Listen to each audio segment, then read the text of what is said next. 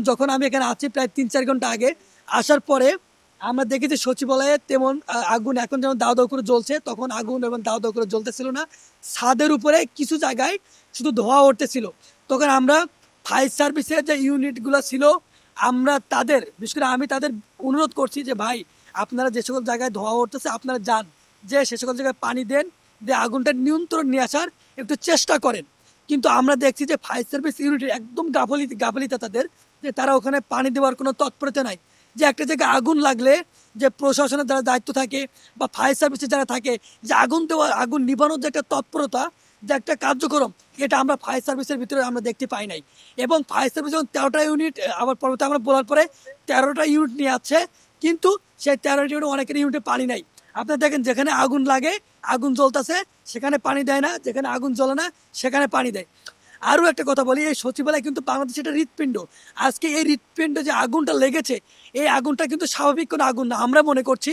কারণ কারেন্টের যদি আগুনটা লেগে থাকে তাহলে একটা জায়গায় লেগে থাকবে, কিন্তু আগুনটা লেগেছে প্রত্যেকটা স্পটে জায়গায় জায়গায়, যে ছাদের এই কোনো একটা জায়গায়, এই কোনো মাঝখানে আগুনটা যারা লাগিয়েছে ফুল পরিকল্পিতভাবে লাগিয়েছে।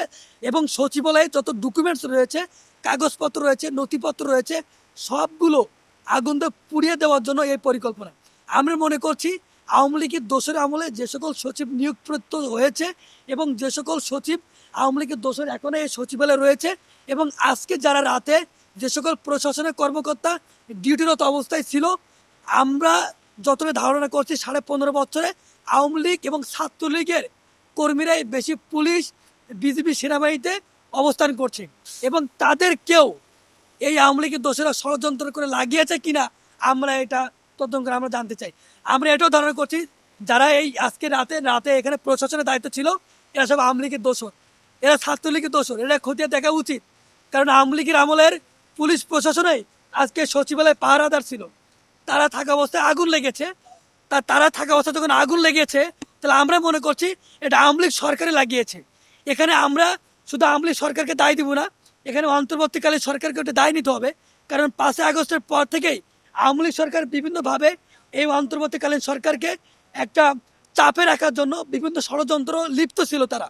তো অন্তর্বর্তীকালীন সরকারের এটা বোঝা উচিত ছিল এই সচিবালয় বাংলাদেশের একটা গুরুত্বপূর্ণ জায়গা, বা বাংলাদেশের হৃৎপিণ্ড যাকে বলা হয়, তাহলে তাদেরকে উচিত ছিল এই জায়গাটাকে সঠিক এবং যারা বিপ্লবী ছিল বিপ্লবীদের দিয়ে পাহারা দেওয়া উচিত ছিল। কিন্তু তারা সেটা করে নাই, তারা আওয়ামী লীগের দোষের দিয়ে এখানে পাহারা দেওয়ানো হয়েছে। এই কারণে কিন্তু আজকে ঘটনাটা ঘটেছে। এবং আমরা অন্তর্বর্তীকালীন সরকারকে বলতে চাই যে আপনারা অতি দ্রুত 24 ঘন্টার ভিতরে যারা আজকে এখানে পাহারাদার ছিল এবং এই অগ্নিকাণ্ডের সঙ্গে যারা জড়িত, তাদেরকে খুঁজে বের করে আইনের আওতায়